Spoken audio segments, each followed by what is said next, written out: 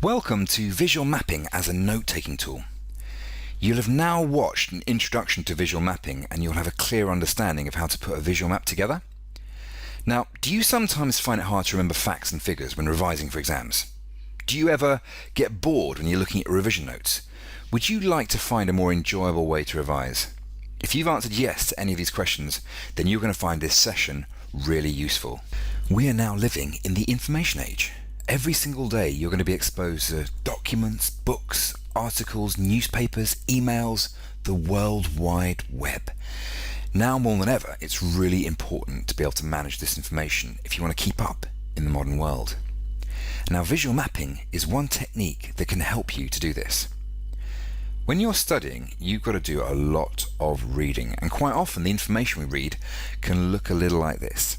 Now, you might be looking at this text and thinking, this looks really boring. Way too much information. How am I going to remember all of this? Well, one way of tackling this information is to highlight the key words, which is about 10% of the text. You then take the key information and display it differently as a visual map. So what we've done is taken the text and created a visual map all about Jack. So there's a central image of Jack. Now, if you look to the top right, you will see a branch all about where he lives. And he lives in London. And you've got an image there of Big Ben. He lives in Paddington in London. So you've got an image of Paddington Bear. And he's lived in his house for the last 5 years. And he lives in a 4-bedroom house. Now, he shares that 4-bedroom house with his family. He has his 2 parents that he lives with, Tom and Sue. And he's also got an older brother who's 18 years of age and an older sister who's 16 years of age, and Jack is actually 14, and you'll see the dotted line that links through from Jack 14 through to the central image of Jack. Now, in terms of his school, so that's the blue purple branch there, he's at a school which has about 2,000 students, so it's a pretty big school. He's currently in year 10. And there are 2 subjects at school he really loves. Those subjects are maths, so a calculator for maths, and he also loves music. In terms of his hobbies, so that's the pink branch, the final branch, he's got 3 main hobbies. The first hobby that he really loves is to ride his bike. He also likes to listen to music in his bedroom, and finally he loves his Xbox, absolutely loves his Xbox. So that's the same information that was in the text, but displayed in a different way, displayed as a visual map. Okay, now how much of that information do you think you can remember? Let's see. What I'd like you to do is I'd like to recreate the visual map about Jack. If you grab a piece of paper and try to recall as much of the information as you can, what you'll need to do is press pause and then complete the activity. How much information did you manage to recall? Have a look again at the visual map of Jack and check to see how much information you've actually remembered. Press pause and check. The chances are you managed to recall a lot of information. Imagine being able to remember like this for exams. I'm going to show you now how to step by step put a visual map together from a piece of text. Now, step number 1, you'll need to highlight the key words. How many words are keywords in a body of text? 10%. Once you've highlighted the keywords, step number 2 is to draw a central image, which should ideally have about 2 to 3 different colors so that your eye is immediately drawn to the center of the page. Step number 3, add key topics and sub-branches to the visual map. So you've created your central image, you've added your key topic areas, now you're adding information to the sub-branches. So here we have Jack's branch about where he lives. He lives in London, drawing an image of Big Ben.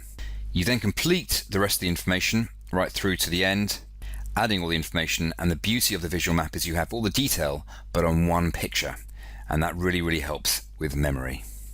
The best way to learn is by doing. So now it's your turn to have a go. Here we have some text all about a girl called Maria. You're going to need to print the text. Press pause and open the document Maria Text and print it out. When you're ready, you'll need to do step 1, which is to highlight the key words. Remember, only 10% of words are keywords. Press pause and then highlight the keywords.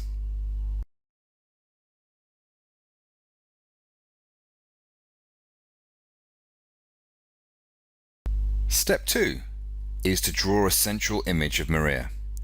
Remember to make that central image 2 to 3 different colours.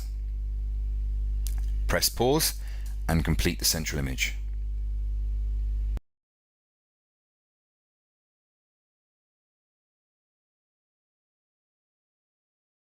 Step 3, add the key topics and then the sub-branches.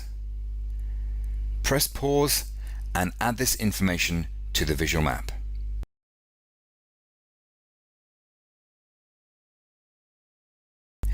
Well, how did that go?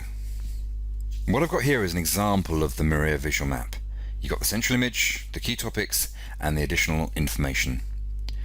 This is something you can apply to any piece of text that you really need to remember.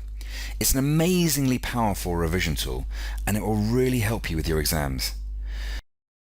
You might be asking yourself, well, how can I actually apply this to my exams? And that's what I'm going to show you how to do.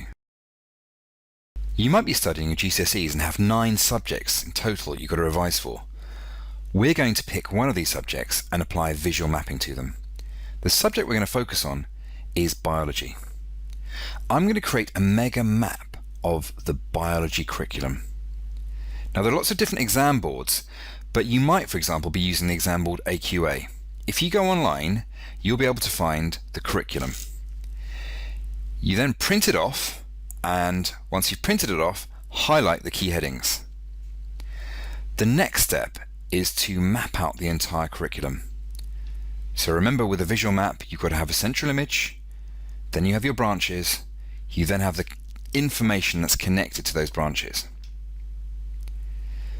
Once you've done this, you'll be able to see on one page exactly what you need to revise. You might now at this point pick a section of the mega map, for example the drug section, use and abuse. What you can then do is create a visual map for this part of the course, mapping out all the information you've learnt at school. You then have all the information on lots of different maps, and it will serve as a brilliant revision tool. Visual maps can be used for note-taking, but they also have lots of different uses, and you can explore these different uses on Dendrite.